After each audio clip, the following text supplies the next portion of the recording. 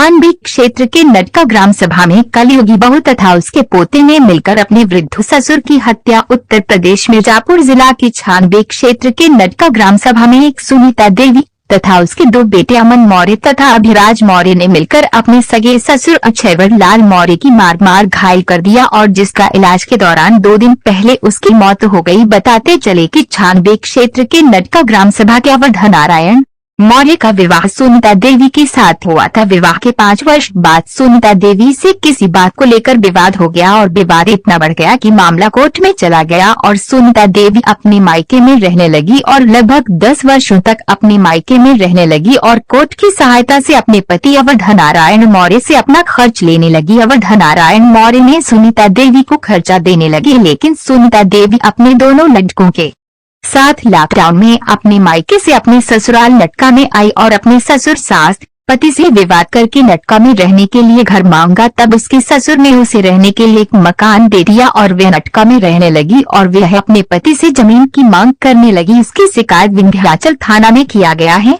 और 2 दिन पूर्व सुनीता देवी और उसके दोनों लड़के अक्षयवर लाल मौर्य से मारपीट कर लिया और कहा कि मुझे अपने नाम की जमीन मेरे नाम कर दो, नहीं तो मैं तुम्हें जान से मार दूंगी। और जब अक्षयवर लाल जमीन देने से इनकार कर दिया तो वे अक्षयवर लाल मौर्य को गला दबाया और वे उसे मार कर अधमरा कर दिया। और जब इसकी खबर अवध नारायण मौर्य को मिला तो वे तुरंत अपने पिता को अस्पताल ले गए, जहां पर इलाज से बाद उनकी मृत्यु हो गई। पुलिस प्रशासन ने सुनीता देवी और उसके एक बच्चे को पकड़कर अपने साथ ले गई तथा मुकदमा दर्ज कर जेल में डाल दिया, लेकिन उसका एक लड़का अभी भी बाहर घूम रहा है। अवध नारायण मौर्य की शिकायत है कि पुलिस प्रशासन उसे भी पकड़कर जेल में बंद करे, क्योंकि मामा ने बच्चे के साथ आकर जान से मारने की धमकी दी है। वहीं अवध नारायण ने अपनी जानमाल की सुरक्षा की मांग किया है। पूरा मामला नटका ग्राम थाना विंध्याचल जिला मिर्जापुर का है।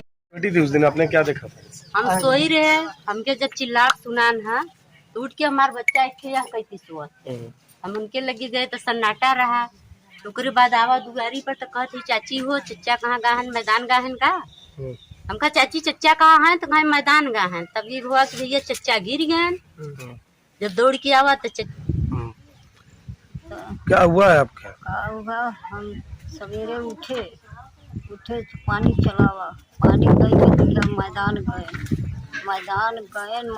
बैठे इतना बड़ा पत्थरा उठाए के सर पर फेंक दिया। क्या फेंके? बहू हमार। अच्छा।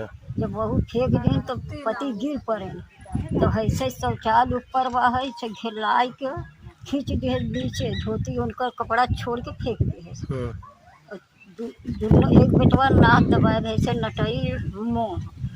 और बहू हमार गाठी हाथ तोड़ दी, गोड़ तोड़ दी, दोनों हाथ दोनों गोड़ तोड़ दी, कपार इतना सारे ऐसे काछ डॉक्टर निकालेगा। पति हमार ऐसे ही है राम न हम कहा जब तुहार बीपी हाई होता तो तुम बोला नहीं कहे नहीं कुछ बात तबे ठीक बा। हमारी तीनों बेटवा और बहू मारे, डंडा मारे, गोजी मारे, बोल दहियारा का नतिया हमके खेत लिखबे कि नहीं, बोल नतिया बेटा खेत लिखबे कि नहीं। जी हमारा नाम राम तेज उर्फ अवध नारायण। कौन सा गांव है ये? ग्राम नकटा है। क्या मामला हुआ है? सर मामला ये है, हमारी पत्नी से पहले से ही मुकदमा चल रहा है, खटपट चल रहा है। वो खर्चा का दावा कर दिए थे हम पर, तो हम खर्चा उसको कोर्ट में दे रहे थे। जब लॉकडाउन लगा तो ज़बरदस्ती हमारे घर आकर के रहने लगे। तो बाबूजी से बोली कि हमें खर्चा हम मुकदमा नहीं लड़ सकते। कितने सालों से चल रहा है पत्नी से आपके?